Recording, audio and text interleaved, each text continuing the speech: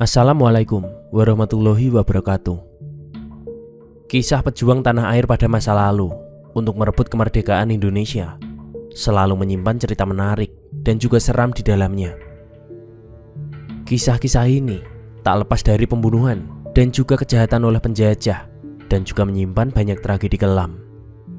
Salah satunya adalah kisah Gerbong Maut Bondowoso, yaitu Stasiun Bondowoso menjadi saksi bisu dalam meninggalnya 46 pejuang Republik Indonesia pada kala itu. Lantas, bagaimanakah sejarah dan juga ceritanya?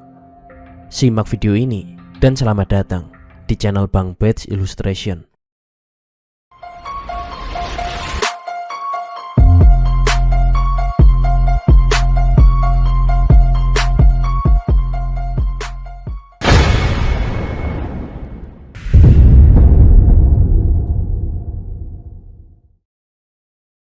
Peristiwa Gerbong Maut merupakan peristiwa pilu yang kini tak lagi banyak disebutkan oleh masyarakat. Peristiwa ini terjadi pada tanggal 23 November tahun 1947 saat Indonesia telah dinyatakan merdeka. Yaitu ketika 100 orang pejuang yang berada di dalam tawanan Belanda dibawa dari stasiun Bondowoso menuju ke stasiun Wonokromo di Surabaya dengan menggunakan 3 buah gerbong barang yang tertutup rapat.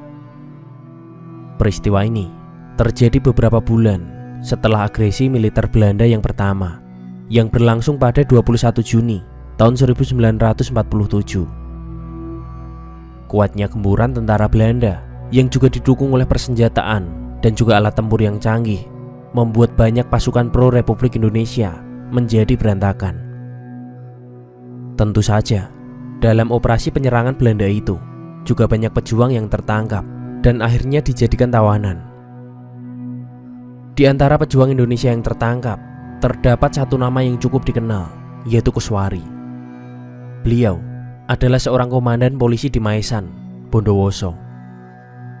Menurut keterangan dari buku sejarah Revolusi Kemerdekaan di Jawa Timur tahun 1991, Kuswari ikut tertangkap berkat laporan orang-orang Indonesia yang malah menjadi informan untuk Belanda.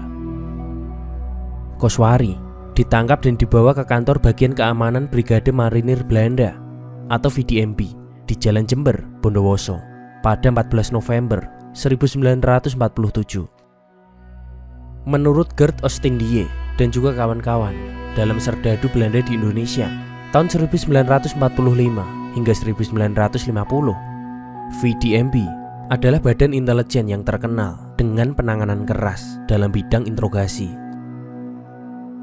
Kebanyakan milisi pejuang Republik Indonesia yang tertangkap mendapat siksaan berat dari prajurit Belanda, baik itu prajurit KNIL yang kebanyakan adalah warga Indonesia maupun orang-orang Belanda yang tergabung dalam Angkatan Darat ataupun Marinir Belanda.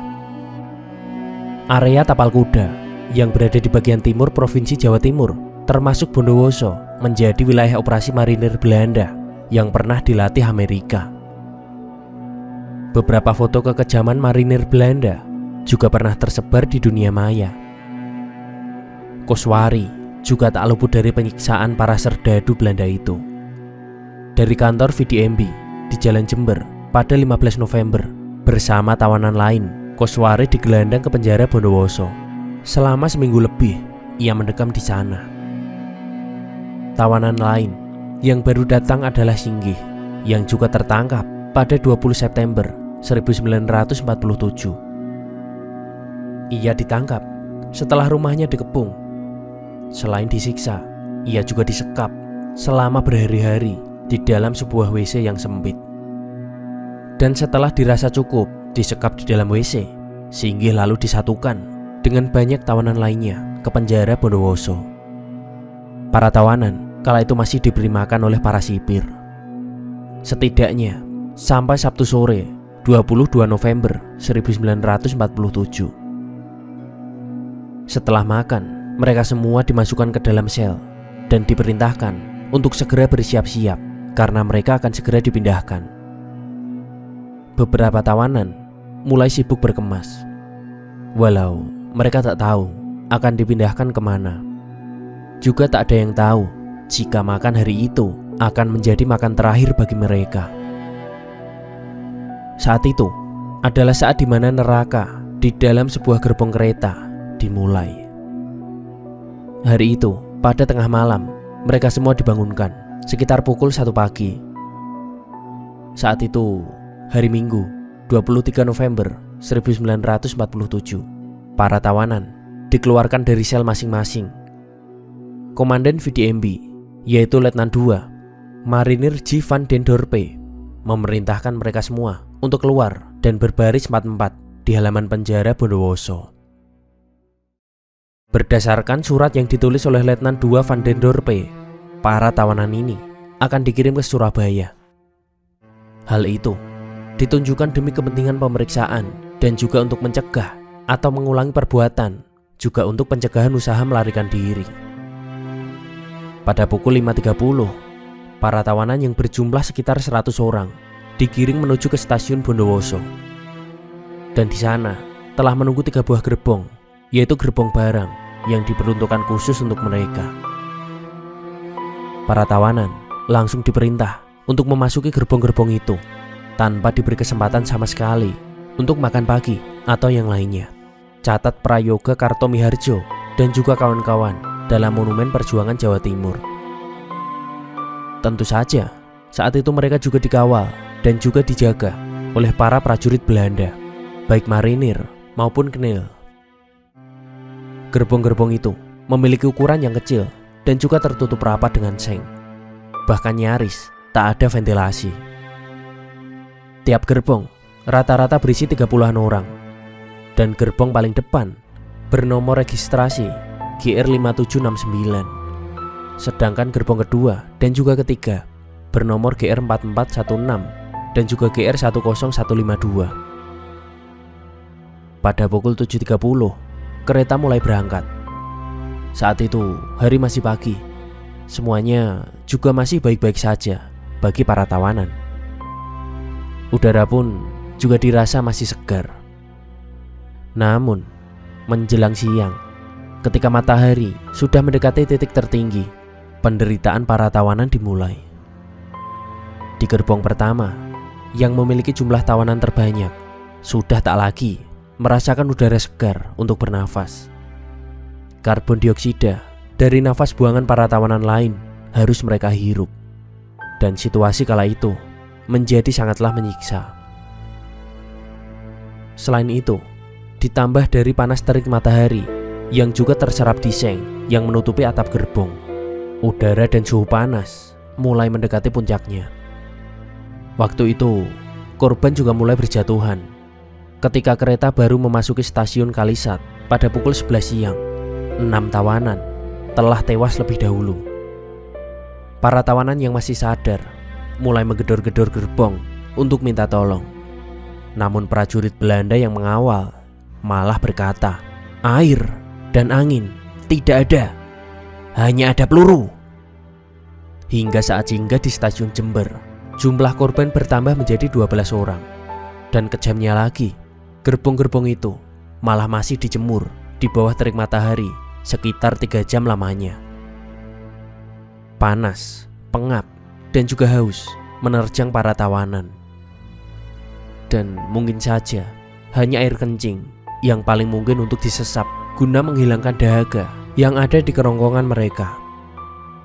Untungnya sempat terjadi hujan lebat di sekitar stasiun Kelakah, dan itu menjadi sedikit oase bagi mereka yang masih bertahan di dalam gerbong maut itu. Tubuh mereka menjadi sedikit lebih segar, namun pengap, lapar, dan juga haus masih bersama mereka. Tak ada yang bisa mereka lakukan selain berdoa. Dan sesampainya di stasiun Probolinggo, para tawanan di dalam gerbong kembali menggedor-gedor gerbong. Kali ini bahkan lebih keras dari gedoran sebelumnya.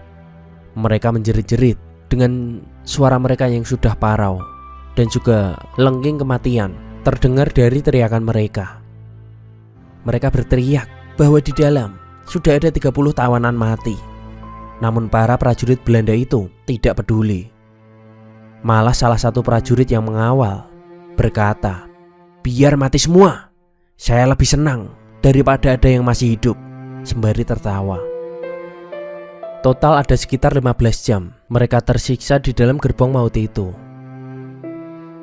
Dan akhirnya mereka pun tiba di stasiun terakhir, yaitu stasiun Wonokromo. Total korban yang sudah tewas adalah 46 orang. Menurut buku Monumen Perjuangan Jawa Timur, di antara mereka yang masih hidup, 12 orang diantaranya sakit parah, 30 lemas tak berdaya, dan hanya 12 orang yang dianggap benar-benar sehat. Koswari juga masih hidup, namun ia dalam kondisi sakit dan mengalami dehidrasi yang parah. Mereka yang masih hidup ini pun masih harus melanjutkan siksaan dengan dijebloskan di penjara bubutan. Mereka tak boleh mendekat satu sama lain, dan mereka yang masih hidup masih harus dipenjara selama beberapa bulan. Di antaranya bahkan baru dibebaskan pada tahun berikutnya. Peristiwa memilukan gerbong maut ini menjadi satu dari sekian episode kelam dalam fase perjuangan mempertahankan kemerdekaan. Perlakuan keji para serdadu Belanda terhadap para tawanan menjadi salah satu gambaran betapa mengerikannya dan juga kebiadaban serdadu Belanda dalam usahanya menguasai Indonesia yang sudah menyatakan kemerdekaan pada 17 Agustus 1945. Bersama pembantaian di Rawagede atau pembantaian oleh Westerling, tragedi gerbong maut juga diingat sebagai bukti tak terbantahkan tentang betapa tidak berperi kemanusiaannya para serdadu Belanda. Mereka sungguh-sungguh tidak peduli dengan hukum perang, membantai para penduduk sipil, maupun membunuh para tawanan yang seharusnya dilindungi. Itulah dia sekilas cerita perjuangan pendahulu kita demi kemerdekaan Indonesia. Selayaknya kita sebagai masyarakat Indonesia yang saat ini sudah hidup dengan nyaman harus selalu menghargai perjuangan mereka, berdoa untuk mereka, dan tak pernah melupakan jasa-jasa mereka, yaitu para pejuang kemerdekaan. Jangan lupa like, juga berikan saran, kritik, maupun request di kolom komentar di bawah. Subscribe juga ya, agar Bang Pet bisa lebih semangat dalam membuat video-video menarik lainnya. Sekian, dan wassalamualaikum warahmatullahi wabarakatuh.